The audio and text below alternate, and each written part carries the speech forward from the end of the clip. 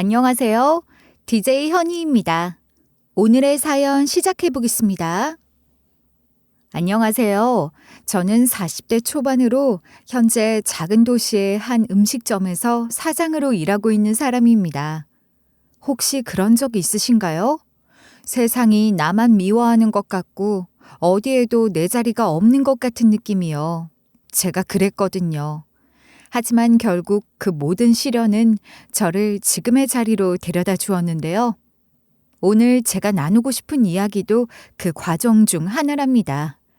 조금은 낯설고 때로는 아플지도 모르겠지만 제 이야기가 누군가의 가슴에 작은 불씨가 되기를 바라며 풀어보려고 해요.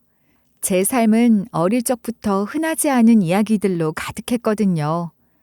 고아로 자라 세상과 싸워야 했고 가족이란 단어가 무엇인지도 몰랐던 시절을 지나 지금은 이렇게 사랑하는 아이와 따뜻한 하루를 보내고 있어요.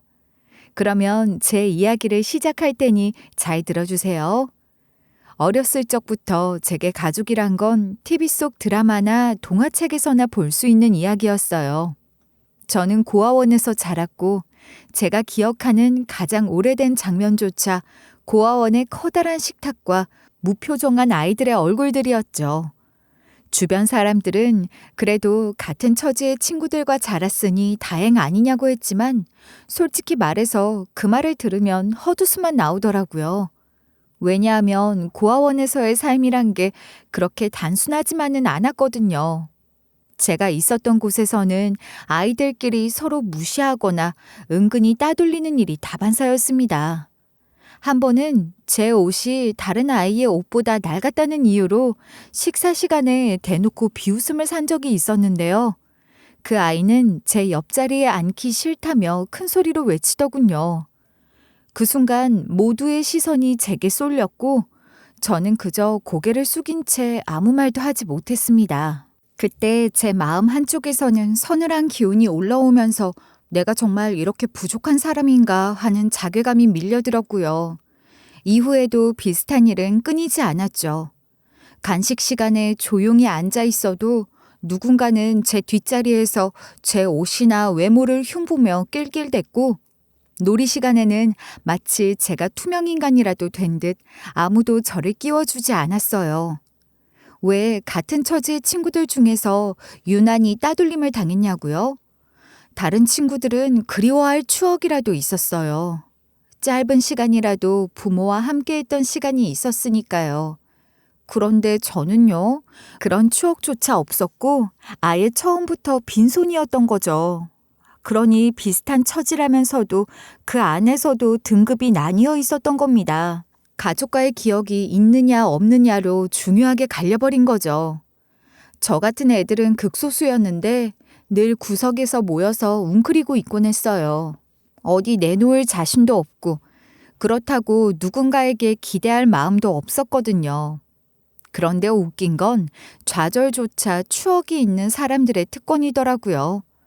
다들 과거의 추억 하나로 다시 일어서고 용기를 얻는 모습을 보면 저는 그냥 멍하니 바라볼 수밖에 없었어요.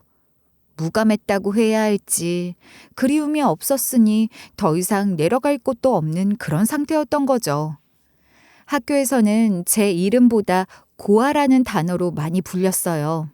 애들은 부모님이 없다는 사실 자체가 흥미로운 것 같았고 이름 대신 고아라고 저를 부르는 게 재밌다고 생각하는 것 같았죠. 설상가상으로 제 스스로도 참 웃겼던 게 한 번은 누군가 제 이름을 불렀는데 설마 제 이름으로 저를 찾는 사람이 있을 거라고 생각도 못해서 대답을 안 했거든요. 그러다 혼난 적도 있었답니다. 그 시절 저는 참 많이 외로웠지만 이상하게도 울지도 않았어요. 울어봤자 달라질 건 없다는 걸 본능적으로 알고 있었던 걸까요? 그런데 사실 저에게도 보물이라고 할 만한 게 딱 하나 있었어요. 바로 고아원에 맡겨질 때부터 손에 꼭 쥐고 있었다는 반지였는데요. 비싸 보이지는 않았지만 독특한 디자인 덕분에 제게는 유일한 증표처럼 느껴졌어요. 부모님과의 기억은 전혀 없었지만 그 반지만은 어쩐지 저를 세상과 이어주는 고리 같았거든요. 그 반지가 없었다면 저는 정말로 세상에서 완전히 고립된 느낌이었을 거예요. 그 반지와 관련된 아주 생생한 기억이 하나 있었는데요. 초등학교에 입학하고 얼마 지나지 않았을 때였어요. 저보다 1살 많은 장난꾸러기 남자애가 있었는데 그 애가 제 반지를 빼앗아가선 나 잡아봐라 하며 도망을 가버리는 겁니다. 제가 얼마나 황당했겠어요. 그 반지가 제게 얼마나 소중한지 말로 표현할 수도 없을 정도였거든요. 화가 머리끝까지 치밀어 올랐지만 그땐 제가 왜 그렇게까지 화가 났는지조차 몰랐어요. 다만 반지를 빼앗기면 제가 정말 이 세상에서 아무런 의미 없이 사라져버릴 것만 같은 이상한 두려움이 있었던 것 같아요. 그 애를 쫓아다니며 소리치고 발을 동동 굴렀는데 계속 돌려주지를 않아서 어느 순간 더는 참을 수 없어서 실내화 주머니를 있는 힘껏 던져버렸어요. 실내화 주머니에 맞고 엉덩방아를 찢던 그 애가 놀란 눈으로 저를 쳐다보던 모습이 아직도 선명하게 떠오르네요. 그 남자애랑 인연이 될 거라고 그땐 전혀 몰랐지만요. 아무튼 저는 가쁜 숨을 몰아쉬며 내 반지 다시 건드리면 정말 국물도 없을 줄 알라고 한 번만 더 그러면 끝장이라고 우렁차게 소리쳤습니다. 제 목소리에 주변 아이들이 몰려들었고 겁먹은 그 애는 그제서야 울음을 터뜨리며 제게 반지를 던져주더군요. 하지만 일이 그걸로 끝나지는 않았어요. 결국 학교 선생님의 소환으로 고아원 선생님 그리고 그 애의 어머니까지 학교로 오시고 말았거든요. 그 어머니는 제 반지를 힐끔 보더니 얼굴을 찌푸리며 말했어요. 그깟 반지 때문에 이렇게 난리를 칠 일이야? 비싼 것도 아니고 별로 예쁘지도 않은 걸 가지고 진짜 너무하네. 우리 애가 친해지고 싶어서 좀 장난쳤나 본데 그랬다고 이렇게까지 호들갑을 떨 필요가 있나? 너 좀 성격이 드세고 특이한가 보다. 다른 애들이 뭐라고 생각하겠어? 남의 물건 함부로 가져가는 게 나쁘다는 걸 똑바로 가르치지도 않아서 이사단을 만드셨으면서 저를 이상한 애로 몰아가지 마시라고요. 뭐? 뭐 이런 여자애가 다 있어? 여자애면 좀 조신하고 우아하게 굴 줄도 알아야지. 무슨 너야말로 손버릇 안 좋은 거 아니야? 역시 고아라서 못 배운 티가 나는 건가? 아니면 너가 이런 애라서 니네 부모도 널 버렸나 보다. 부모가 있는데도 남의 물건 빼앗아가는 애도 있는데 뭐 어쩌겠어요? 진짜 못 배운 건 누구예요? 아줌마는 왜 안 가르치셨어요? 못 가르치신 거예요? 아줌마도 못 배워서? 목소리가 또 거침없이 커지자 고아원 선생님이 다급히 저를 말리셨지만 저는 울컥한 마음을 주체할 수 없었어요. 그 순간만큼은 누구에게도 지고 싶지 않았거든요. 고아원에서 애들이 괴롭힐 때는 그냥 입을 다물고 말았는데 외부에서 저를 밟으려 한다고 느끼니까 잡초처럼 더 매섭게 튀어오르고 싶은 심정이 들었던 것 같아요. 그 남자의 어머니는 고아원 선생님을 향해 손가락질하면서도 한편으로는 제가 하는 말이 틀리지는 않았다고 느꼈는지 더 이상 뭐라 말하지 않고 자기 아들의 등짝을 때리며 왜 그런 장난을 했냐고 꾸짖더라고요. 지금 사연을 쓰면서 돌아보면 어릴 적 저는 스스로를 무감하고 성숙한 아이라고 착각했었지만 사실은 슬퍼하지 않으려고 애쓰고 있었고 괜찮아 보이기 위해 가면을 쓰고 살았던 것 같아요. 그 반지를 통해 어쩌면 마음 한구석에서 저에게도 가족이 있기를 간절히 바라고 있었던 거겠죠. 언젠가 시간이 흘러 그 반지가 저에게 부모님을 찾아줄 수 있기를 희망했던 게 아니었을까 싶고요. 그런 바람을 스스로도 인정하기 싫어서 더 강한 척을 했던 것 같아요. 사실 그 남자애에게 무슨 일이 생겼다고 하니 놀라서 바로 학교에 찾아오신 남자의 어머니가 조금 부러웠다는 걸 깨달았거든요. 분명 남자애가 혼나고 있는데도 제가 그 장면을 하염없이 바라보고 있었던 걸 보면요.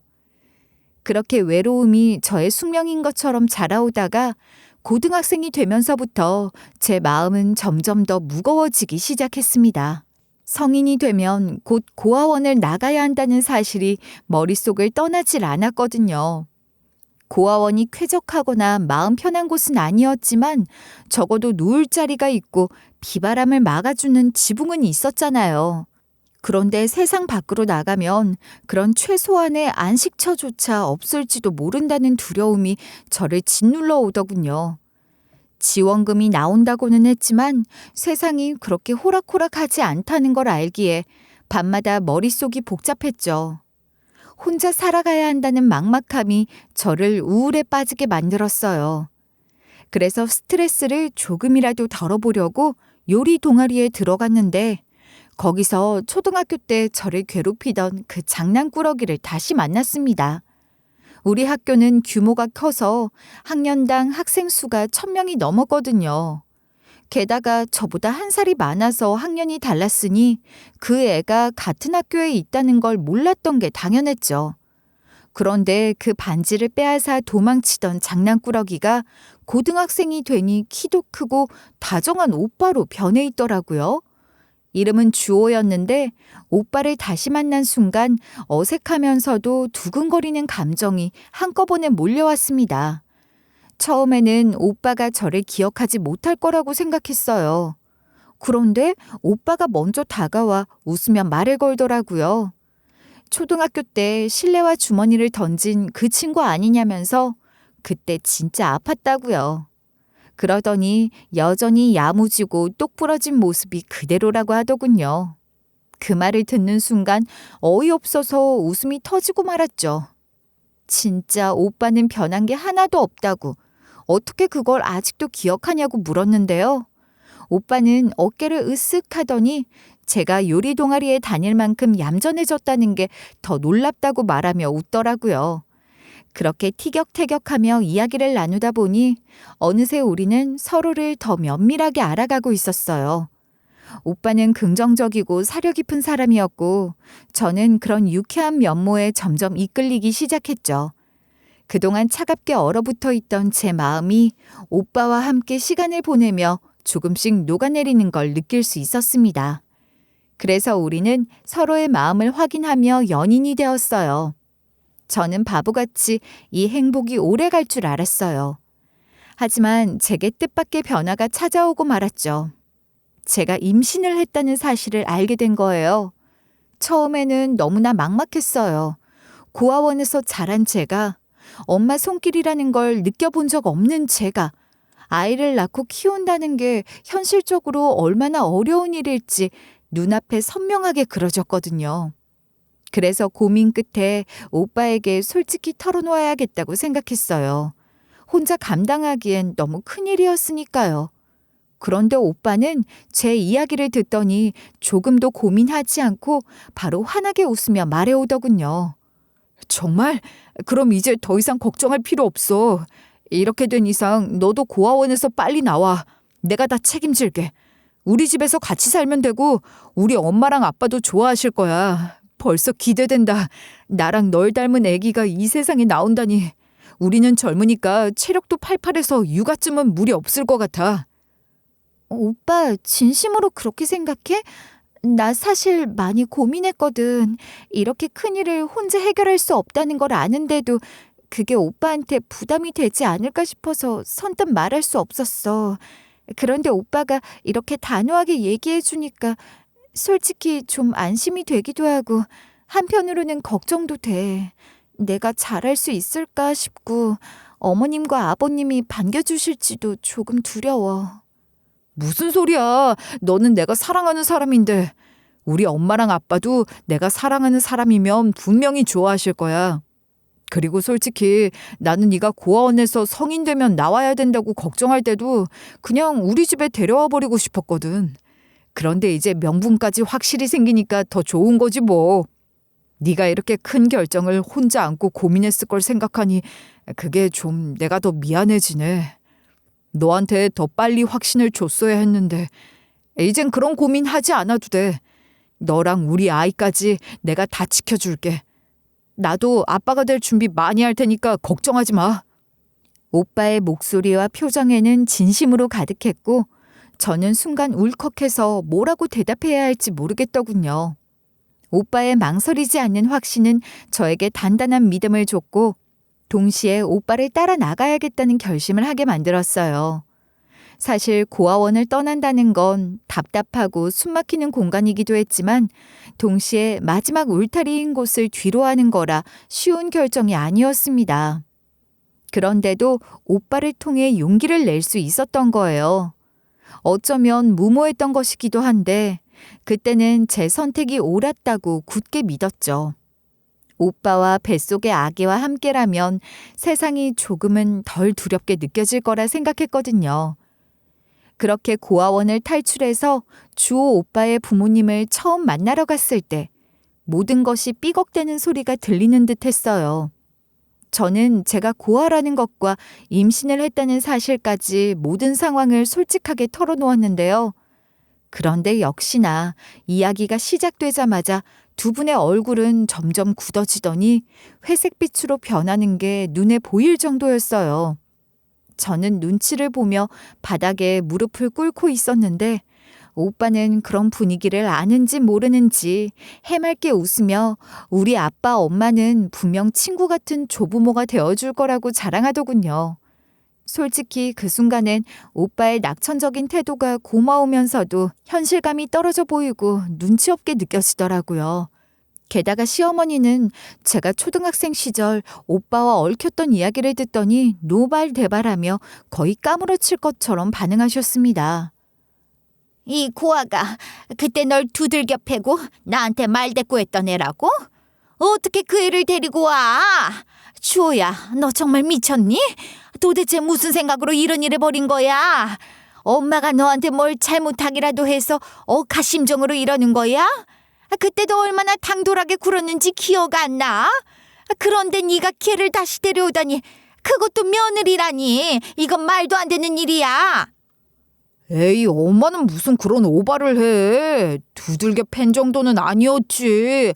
그리고 당돌하고 똑부러지는 게 매력 포인트야. 그리고 그렇게 화내면 안 돼, 엄마. 지금 뱃속에 아기가 다 듣고 있다고. 엄마가 자꾸 그러면 손자가 나중에 할머니만 밉다고 할지도 모른다. 나는 초등학교 때의 일도 이제는 다 운명적으로 느껴져. 너는 도대체 그게 무슨 헛소리야. 너를 이 집에 그냥 들일 수는 없다. 주호가 가장으로서 가족을 책임지기 위해서도 직업을 가져야 하고 대학은 가야 하지 않겠니?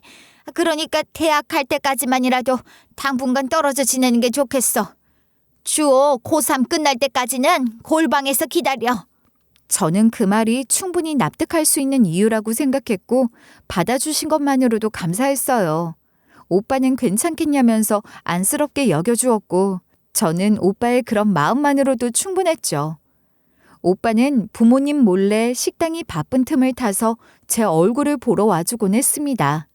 얼굴을 어루만지며 먹고 싶은 게 있느냐고 묻더니 시간이 걸려도 구해다 주고 가곤 했죠.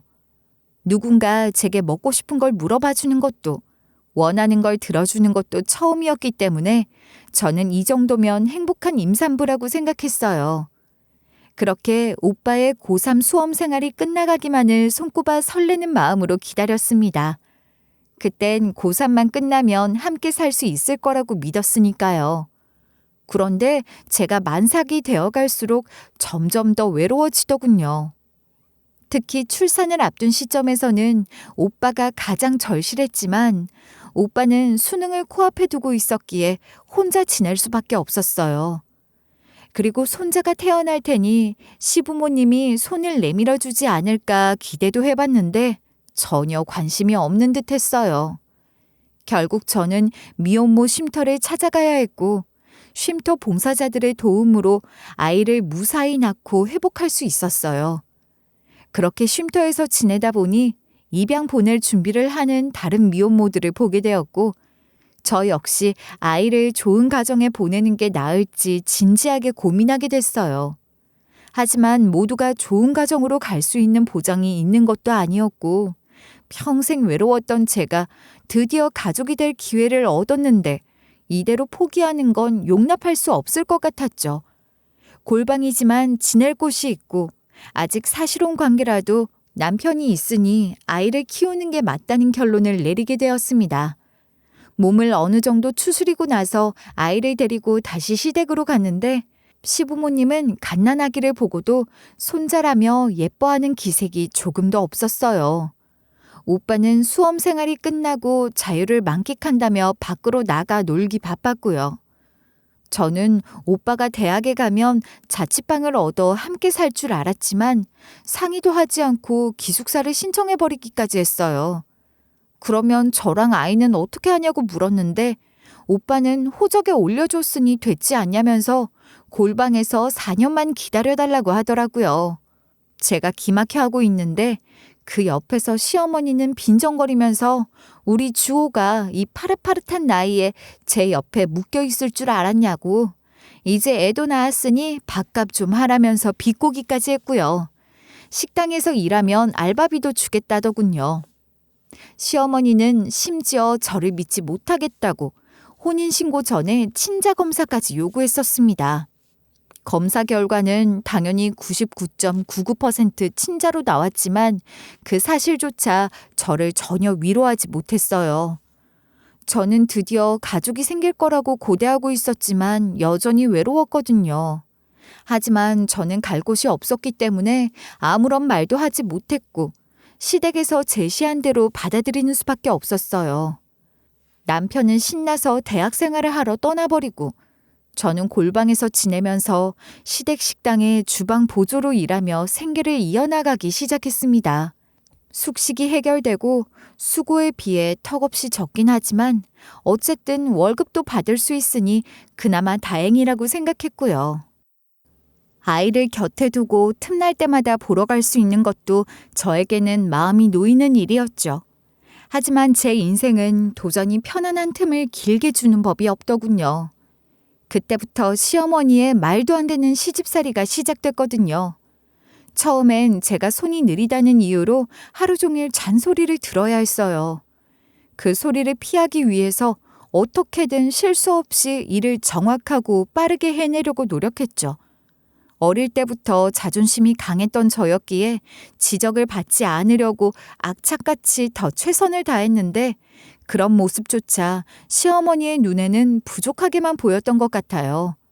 사실 그냥 저의 존재 자체가 마음에 들지 않으셨던 거겠죠.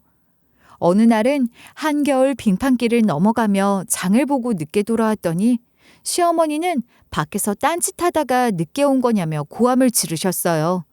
그러고는 반팔 차림으로 저를 식당 밖에 내쫓더니 거기서 재료를 다듬으라고 하시더군요. 그날 저는 결국 동상에 걸려 온몸이 새까맣게 변했는데도 아프다는 말조차 꺼낼 수 없었습니다. 그저 참고 버티는 수밖에 없었죠. 저는 실수하지 않으려고 더 신경을 곤두세우고 일했지만 시어머니는 제가 무슨 일을 해도 트집을 잡으시더라고요. 한 번은 식당 이모들과 회식을 겸해 남은 재료로 음식을 해 먹었었는데 그걸 두고 저보고 횡령을 했다고 하셨어요. 결국 그달 월급은 받을 수 없게 되었고 저는 억울한 마음을 품은 채 묵묵히 일을 계속할 수밖에 없었어요. 가족이라고는 아직 옹알이 중인 아기와 멀리 떠나버린 남편뿐이니 어디에 하소연할 곳조차 없는 상황이었으니까요. 심지어 시어머니는 제가 아이에게 먹일 음식을 식당 재료로 만들었다며 그것마저 월급에서 깎겠다고 하셨어요. 이때는 정말 자기 손자인데도 그렇게까지 해야 하냐는 생각이 들더라고요.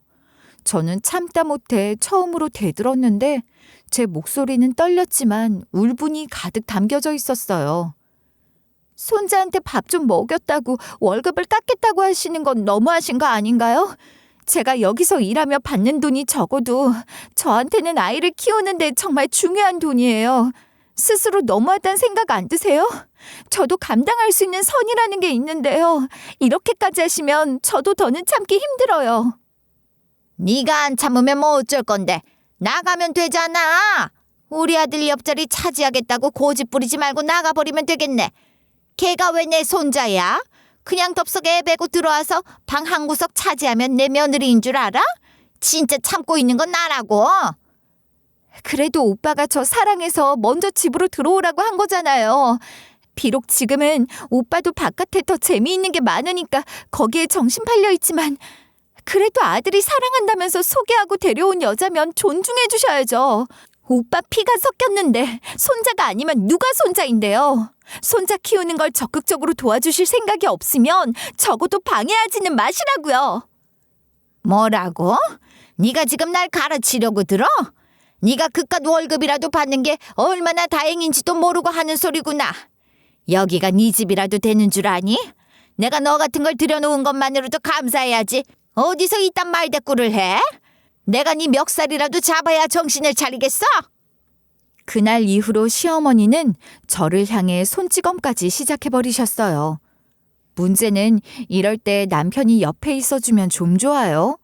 옆에 있어주기 어려운 상황이면 괜찮냐고, 고생이 많다고 연락이라도 해주면 충분할 텐데 새내기라 바쁘다고 드문드문했거든요.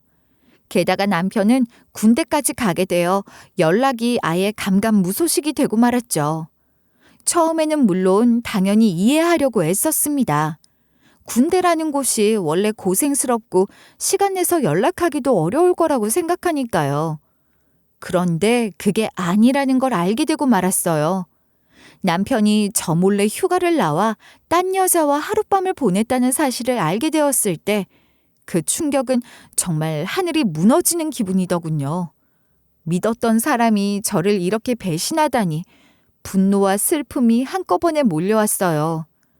그래도 제 아이의 아빠인데 어떻게 이 상황을 받아들여야 할지조차 혼란스럽더라고요. 휴가 나와서 딴 여자랑 있었다고? 이게 대체 무슨 소리야? 지금 나랑 우리 애는 뭐가 되는 건데 오빠가 어떻게 이럴 수 있어? 아니, 너 왜 이렇게 유난이야? 한 번 실수한 거 가지고 이러는 거야? 나도 사람인데 군대에서 얼마나 답답했는지 너는 알아? 모르잖아. 어린 나이에 애 아빠가 되느라 총각 시절도 제대로 못 누렸잖아. 내가 얼마나 힘들었을지 생각이라도 해봤어? 실수? 그걸 실수라고 말하는 거야? 오빠 지금 제정신으로 하는 말이야? 나는 여기서 오빠 자식 키우면서 시댁의 노예처럼 일하고 있는데 오빠는 그냥 실수였다고 말해도 된다고 생각해? 실수는 내가 매일 니네 엄마한테 얻어터지고 있는데도 참고 있는 게 실수야.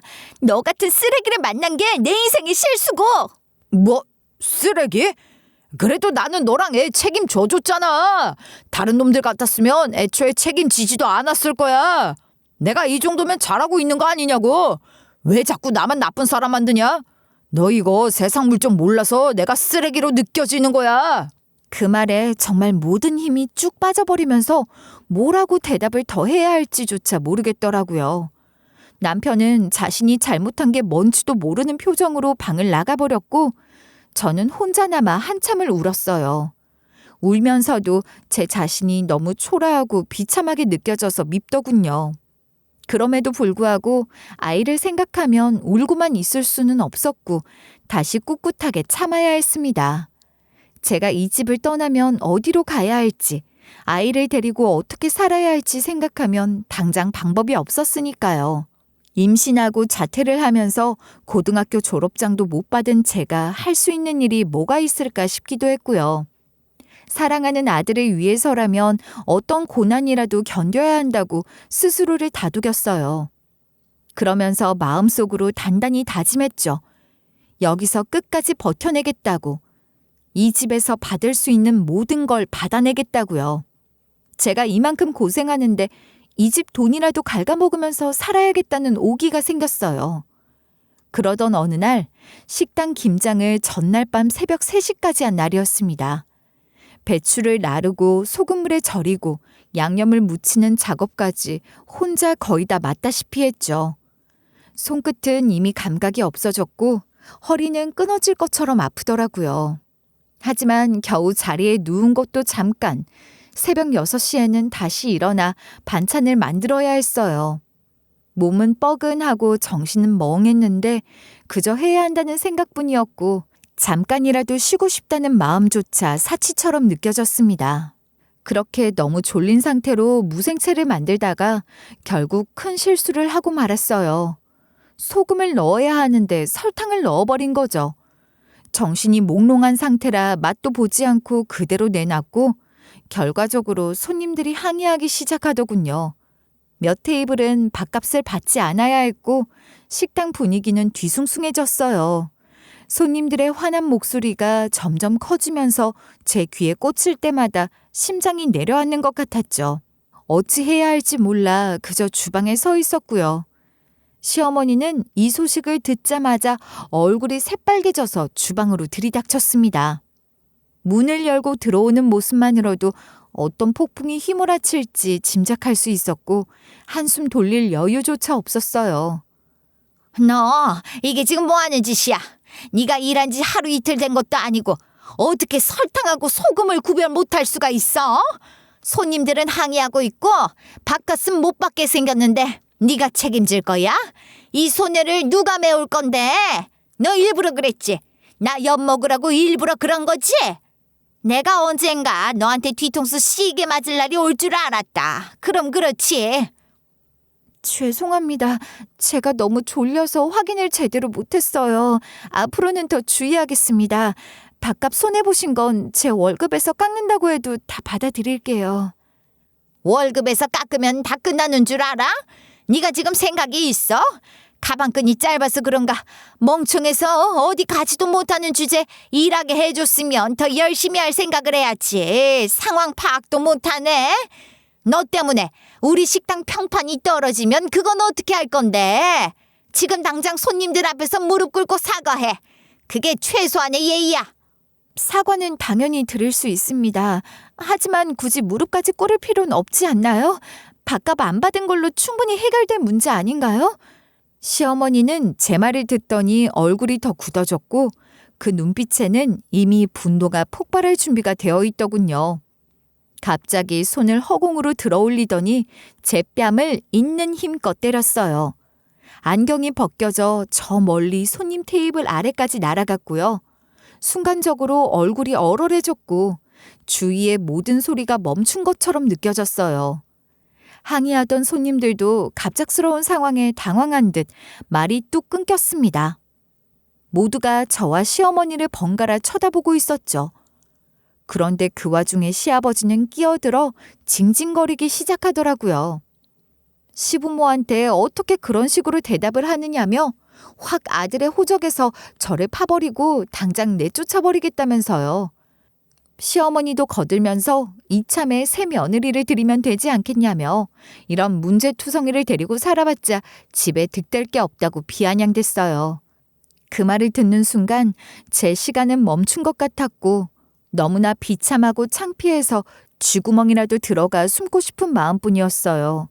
손님들 앞에서 모욕감을 느끼는 것도 참을 수 없었지만 제 자존심과 인간으로서 존중받아야 할 가치가 바닥에 떨어졌다는 생각이 들면서 숨이 막힐 것 같았죠. 그런데 그때 갑자기 한 노신사가 제 안경을 들고 주방으로 들어오더라고요. 노신사의 차림새는 단정했지만 얼굴에는 억누를 수 없는 분노가 서려 있었고 눈빛은 날카로웠어요. 노신사는 주방 안으로 들어오자마자 시어머니를 향해 목소리를 높이며 노신사가 항의했습니다. 노신사의 목소리는 주방 구석구석에 울려 퍼지며 마치 식당 전체를 뒤흔드는 듯 했죠. 어떻게 사람을 그렇게 대우할 수 있습니까? 사람이 실수할 수도 있는 건데 이런 식으로 공개적으로 망신을 주는 게 말이 됩니까? 말도 난폭하게 하고 뺨까지 때리고 여기가 식당이지 싸움판이에요. 지금 식당 평판을 낮추는 게 저 직원이 맞아요? 사장님이 직접 깎아먹으면서 누워서 침 뱉고 있는 거 아니고요. 그리고 여러분도 마찬가지입니다. 젊은 여자를 몰아세우는 걸 보고도 아무 말도 안 하고 계십니까? 여기 앉아서 반찬 불평하고 있는 게 그렇게 자랑스러우세요? 부끄러운 줄 아셔야 합니다. 노신사는 시어머니에게 항의하는 것에 그치지 않고 고개를 돌려 식당 안에 앉아있던 손님들을 향해서도 목소리를 높였어요. 노신사의 말이 끝나자마자 식당 안은 순식간에 정적이 흘렀고 방금 전까지 목에 핏대를 세우던 손님들도 모두 고개를 숙이며 침묵했죠. 저는 노신사가 건네준 안경을 받아들며 떨리는 목소리로 허리를 굽혀 감사의 인사를 했고요. 그런데 그 순간 노신사의 손이 미세하게 떨리는 걸 발견했습니다. 노신사는 제 손에 끼워져 있는 반지를 보더니 갑자기 얼굴빛이 변하며 표정이 굳어버리더군요. 그리고는 떨리는 목소리로 노신사가 이 반지 어디서 난 것이냐고, 어디서 얻은 거냐며 다급하게 물었어요. 저는 노신사의 격한 반응에 놀라면서도 천천히 대답했죠. 제가 고아라서 잘 모르지만 고아원에 들어갈 때부터 손에 꼭 쥐고 있었다고 들었다고요. 반지에 대해 아는 건 그게 전부라고 덧붙이면서요. 제 대답을 들은 노신사는 말없이 고개를 끄덕이더니 갑자기 휴대전화를 꺼내 떨리는 손으로 전화를 걸기 시작했습니다. 그러고는 눈물이 고인 채로 우리 손녀를 찾았다고, 바로 지금 여기 식당에서 찾았다고 하더군요. 울먹이는 목소리는 가늘게 떨렸지만 그 안에는 벅찬 감정이 담겨져 있는 것이 느껴졌어요.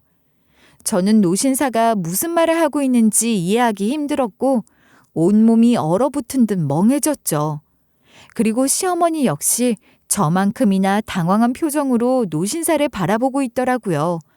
혹시 착각한 것 아니냐고, 이 여자는 자기 며느리라고, 뭐 잘못한 거 아니냐면서요. 하지만 노신사는 시어머니의 말은 들은 척도 하지 않고 여전히 저를 바라보며 떨리는 눈빛을 보내고 있었어요. 저는 묻고 싶은 게 많았는데 그 순간 노신사의 몸이 갑자기 떨리기 시작하더니 중심을 잃을 것처럼 보였습니다. 저는 급히 노신사를 부축하며 진정시키려 애썼고 모든 질문은 뒤로 미뤄야 했죠. 노신사가 안정을 찾을 때까지 기다릴 수밖에 없으니까요.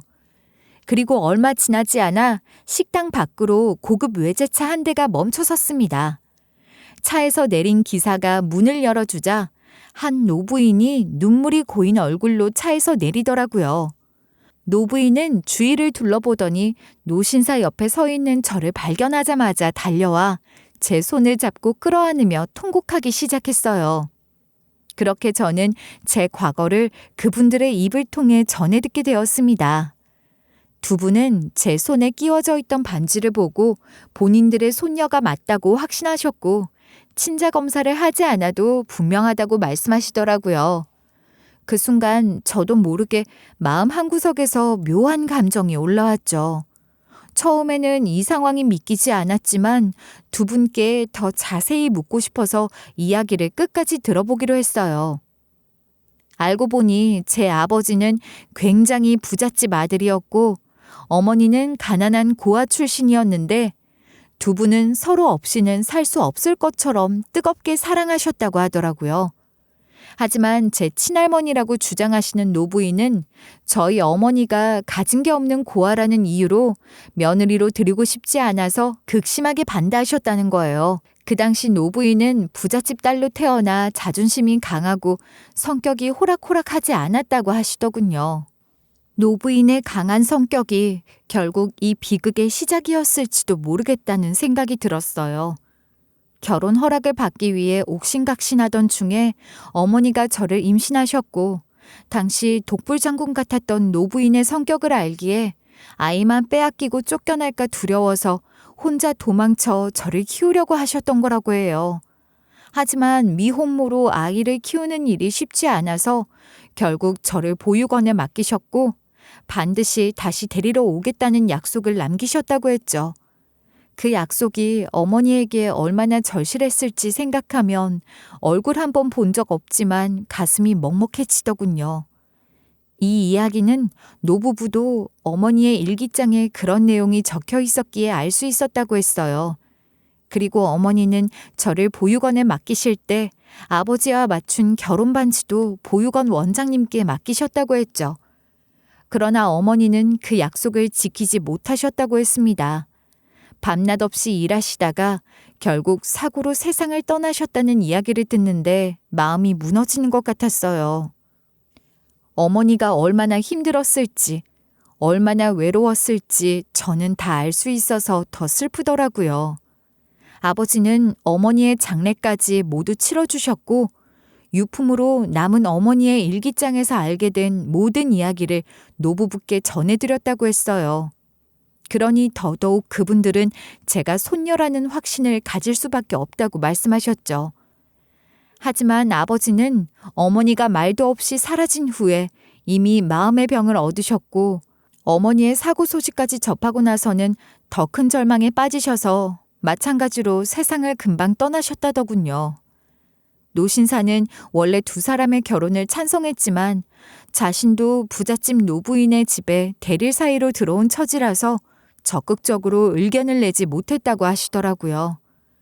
그런데 아들과 며느리가 될 뻔했던 아들의 연인이 모두 세상을 떠난 뒤에는 더 이상 참을 수 없어서 결국 이혼하시고 유일하게 남은 손녀를 찾고 싶어 하셨대요. 하지만 저는 이미 고아원으로 보내져 이름까지 바뀌어 살고 있었기 때문에 그분들이 찾을 수 없었던 거죠. 노부인의 사연을 전해 듣고 나니 제 마음은 한없이 복잡해지고 말았어요. 노부인이 조금 두렵기도 했는데 긴 세월이 지나면서 후회를 많이 하신 터라 누그러진 상태셨고 이제는 모든 걸 바로잡고 싶다고 말씀하시면서 보이는 표정에 진심이 느껴지니 조금은 안심이 되기도 했죠. 노부인은 제 손을 꼭 잡으며 이제는 절대로 혼자 두지 않겠다고 우리의 손녀로서 자신과 함께 살아달라고 하셨거든요. 그 말은 그동안 상처투성이었던 제 마음 한편을 녹아내리게 만들어주기도 했지만 또 다른 한편은 아픔이 몰려오는 것 같았어요. 한 가족의 사랑받는 딸로 살아갈 수 있었던 기회를 놓쳐버린 게 서글프기도 했거든요.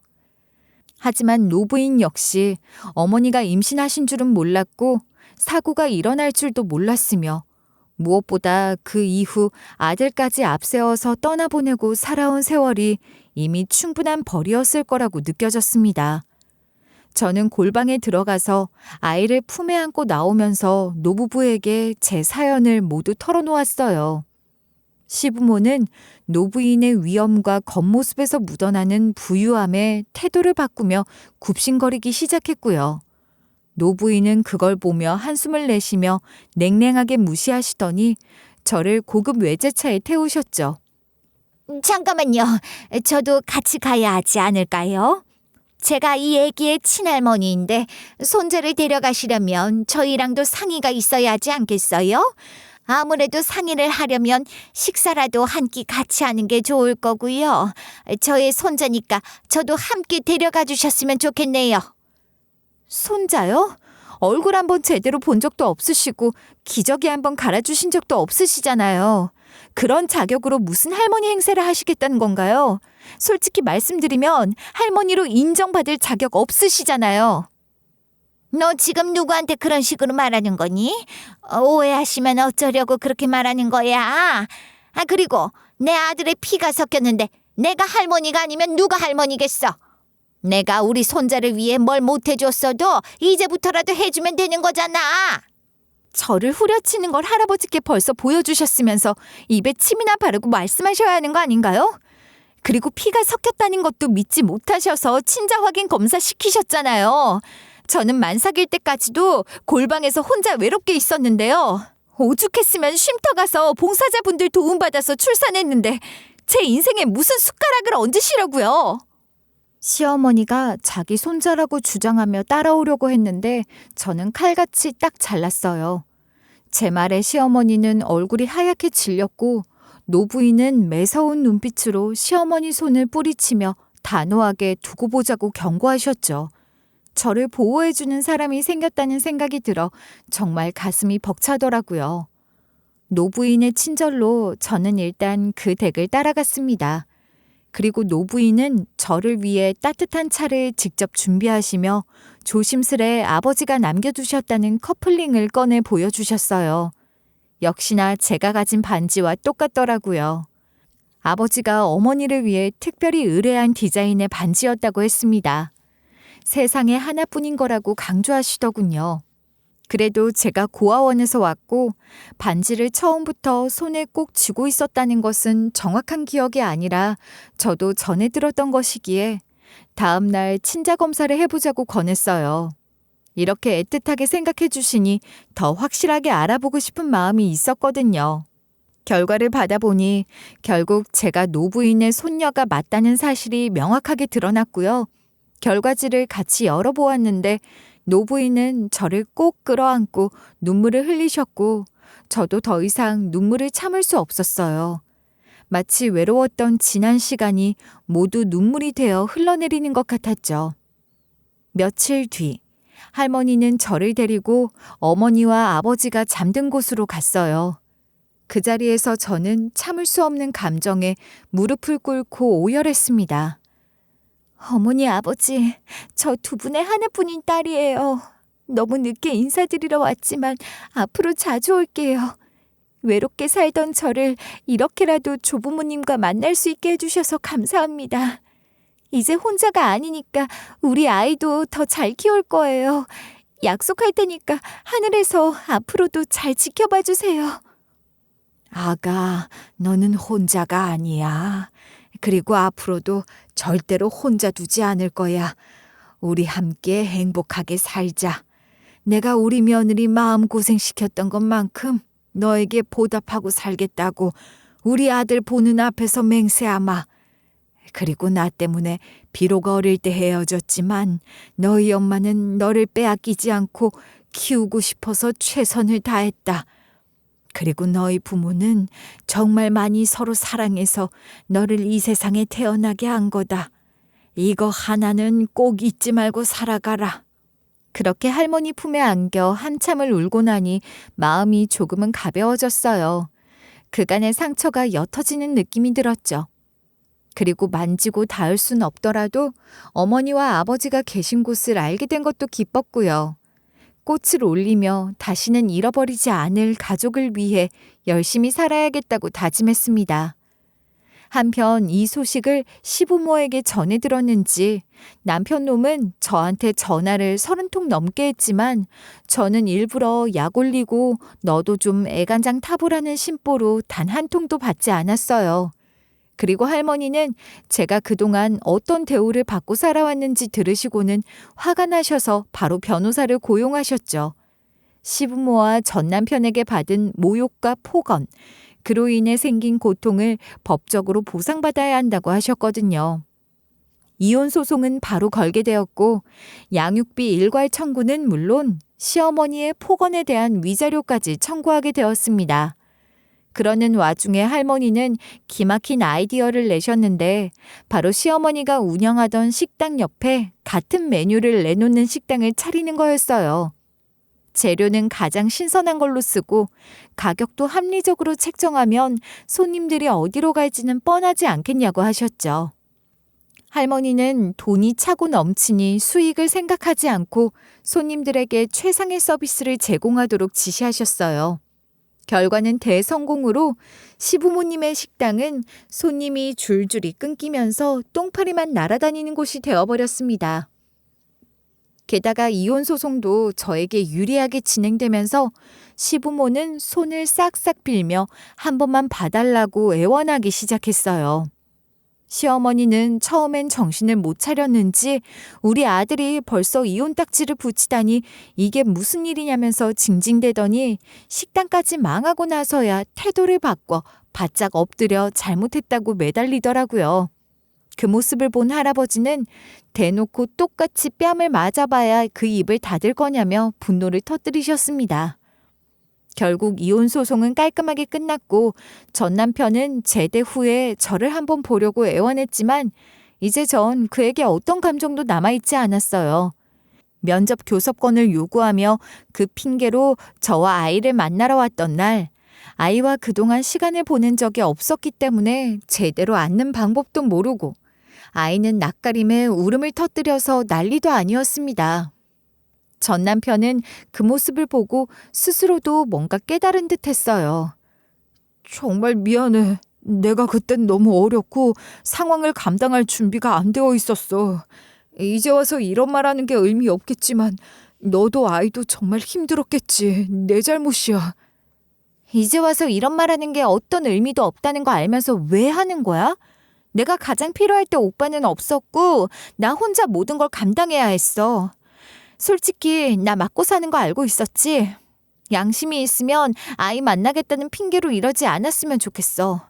우리 아들이 이 세상에 태어나고 나서 아빠를 살려고 노력한 적 없잖아. 그냥 낳는다고 아빠 아닌 거 알지? 게다가 10달 품고 배 아파 낳은 것도 나야. 내가 아무리 사과해도 용서해주지 않을 거야? 우리가 이혼한 건 맞지만 아빠가 필요한 순간이 올 수도 있고 네가 다시 남편이 필요한 순간이 올 수도 있잖아. 그러면 아무래도 피가 섞인 내가 네 옆자리를 가는 게 맞지 않을까? 오빠는 이미 가정보다 자유가 중요하다면서 나한테 몇 번이고 비수를 꽂았던 사람이야. 내가 뭘 믿을 수 있겠어? 이런 남편은 없는 게 나아. 그냥 죽었다고 생각하고 사는 게 더 마음 편했을지도 모른다고. 오빠가 진짜 아이가 중요했다면 엄마와 함께 그런 차가운 곳에 그냥 놔두지는 않았을 거야. 아무리 어려도 방법을 찾았을 거라고. 전 남편은 더 이상 말을 잇지 못하고 착잡한 얼굴로 고개를 숙였어요. 그러더니 사과 한마디를 남기고 자리를 떠나더군요.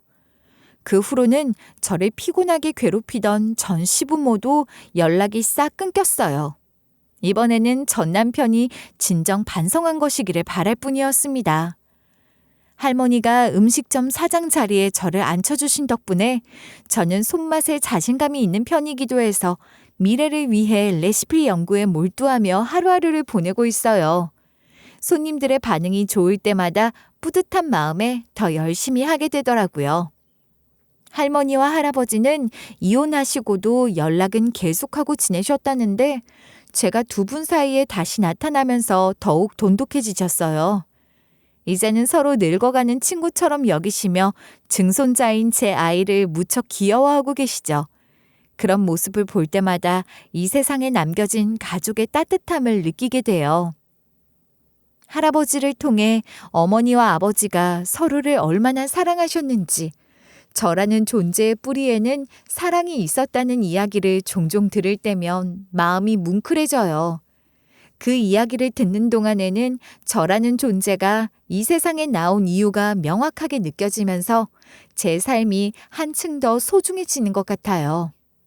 제가 가장 감사한 건 이제야 비로소 제 자리를 찾은 것 같단 거예요. 이 세상 어느 곳도 저를 환영해 주는 곳이 없었는데 할머니와 할아버지, 그리고 제 아이와 함께 가족을 이루고 살아가고 있다는 게 정말 큰 축복이라는 생각이 들어요. 비록 전 남편과는 이렇게 끝났지만 아이가 커갈수록 궁금해하는 것들이 많아질 텐데 그때마다 저는 아이에게 엄마는 분명히 널 사랑해서 낳았다는 걸 꼭 알려주고 싶어요. 그게 제가 해줄 수 있는 가장 큰 사랑이라고 믿고 있답니다. 이렇게 제 삶을 돌아보며 글로 풀어낸 시간들 덕분에 저 스스로도 다시 한번 힘을 얻을 수 있었는데요. 앞으로도 모두의 서로 이야기를 나누며 더 따뜻한 세상을 만들어가길 소망합니다. 마지막으로 이 이야기를 끝까지 들어주셔서 정말 감사드려요.